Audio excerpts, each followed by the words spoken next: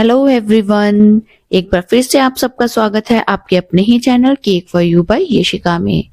आज मुझे बनाना है red velvet cream cheese cake और इसके लिए स्पॉन्ज मैंने बेक कर लिया है पहले 6 इंच के टिन में। बेक होने के बाद में जैसे ही थोड़ा सा ही स्पॉन्ज ठंडा हुआ ना, मैंने इसके ऊपर काम करना शुरू कर दिया था। तो यहाँ पर मैंने ना स्पॉन्ज बनाने के लिए 150 ग्राम प्रीमिक्स की बजाय 170 ग्राम प्रीमिक्स लिया था, क्योंकि ना मुझे थोड़ी सी ना ऊपर से एक्स्ट्रा हल्की सी थिन लेयर निकालनी थी, जिसके साथ में मुझे रेड वेलवेट केक को एंड में थोड़ा सा ना कवर करना था। और बाकी जो केक है उसको सिर्फ मैं 2 स्लाइसेस में ही कट कर रही हूँ।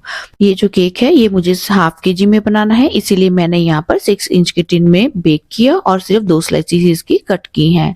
अब यहाँ पर बीच में जो क्रीम फिल करनी थी ना, उसमें मैंने पहले डिलेक्टा क्रीम चीज भी ऐड कर दी थी 1 टेबलस्पून भर के, और उसके बाद में उसको अच्छे से मैंने स्प्रेड किया लेयर के ऊपर।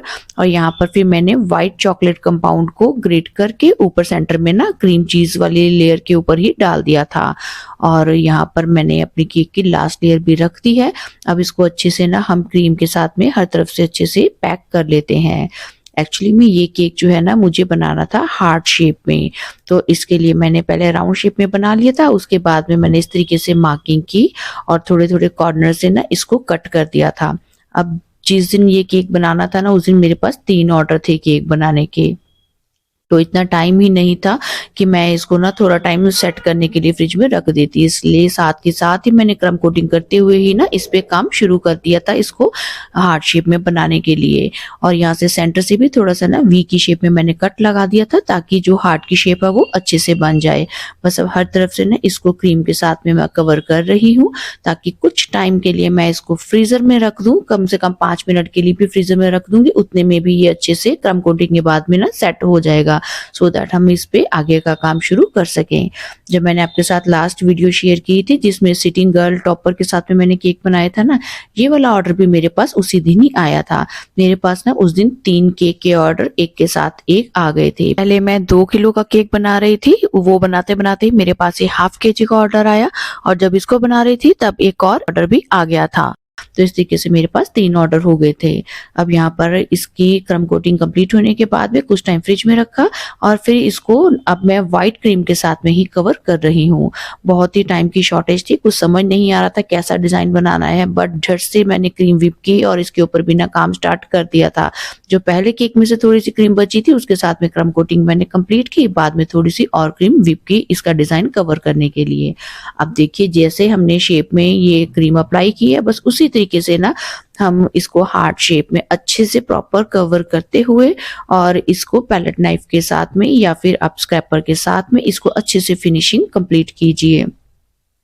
अब जहां तक मेरे से हो सकता था मैंने जल्दी मैंने अच्छे से इसके ऊपर फिनिशिंग लाने की कोशिश की, और उसके बाद में फिर से ऊपर जो एक्स्ट्रा क्रीम आ गई है उसको भी हम अच्छे से वहां से रिमूव कर लेंगे। और इसमें ना जो हार्ट का नीचे वी बनता है उसकी शेप ना नीचे से गोल नहीं बनानी है हमने, बस उसको एकदम से ना शार्प एज में लेके आना है। सो आप स्क्रैपर को ना one end to another end चलाइए, बस प्रॉपर वी ही आनी चाहिए उसकी शेप। तो अब यहाँ पर देखिए अच्छे से ना मैं क्रीम को हर तरीके से ना सेट कर रही हूँ।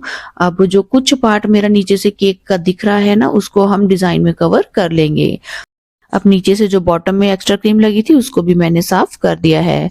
तो अब फाइनल डिजाइनिंग करने के लिए मैंने क्रीम में थोड़ा सा ऐड कर दिया था मैजिक ब्रांड का मैजिक रेड कलर।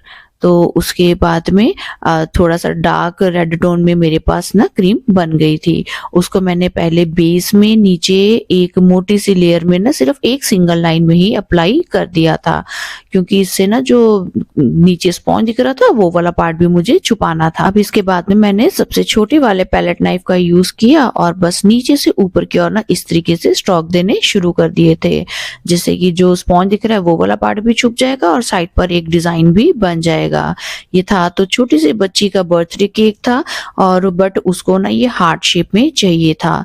सो यहाँ पर ये वाला डिजाइन मैंने बॉटम पर बना दिया था। अब ऊपर क्योंकि हार्ट शेप है तो उसी के अकॉर्डिंग ही मुझे कुछ ऊपर भी ना डिजाइन बनाना था। तो उसके बाद में यहाँ पर देखिए जितनी भी क्रीम थी उसको मैंने अच्छे से कवर कर दिया था नीचे वाले पार्ट को, और जो कुछ एक्स्ट्रा क्रीम दिख रही है ना उसको मैंने थोड़ा सा साफ कर भी दिया था स्मूदर के साथ में। अब यहाँ पर ना मैंने ली है नोजल नंबर 6B और उसमें मैंने रेड क्रीम को भरा है और हाफ मैंने व्हाइट फिल की है, जिनके साथ में ना बस इस तरीके से ना मैं छोटे छोटे से जो है ना ड्रॉपलेट्स बनाते हुए ऊपर का जो हार्ट शेप है वो वाला पार्ट उतना कवर कर दूंगी बाउंड्री का।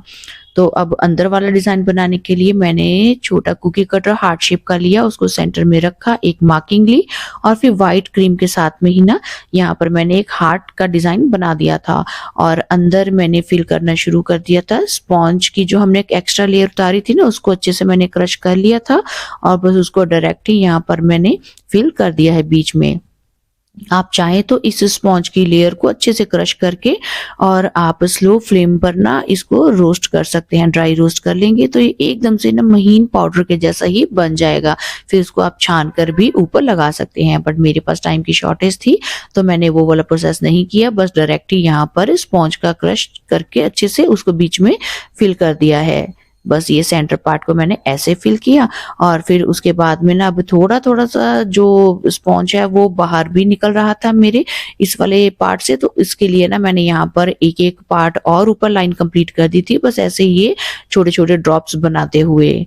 और यहाँ पर ये वाला पार्ट कंप्लीट करने के बाद में जब बीच का पार्ट मेरे को लगा कि ये तो खाली लग रहा है, कुछ बात नहीं जम रही है, तो फिर उसके बाद में मैंने क्या किया, जो और मेरे पास ये स्पॉन्ज का बचा हुआ था क्रश, इसी को मैंने यहाँ पर साइड्स पर भी ना इसी तरीके से फ्रीली ही यहाँ पर डालना शुरू कर दिया था।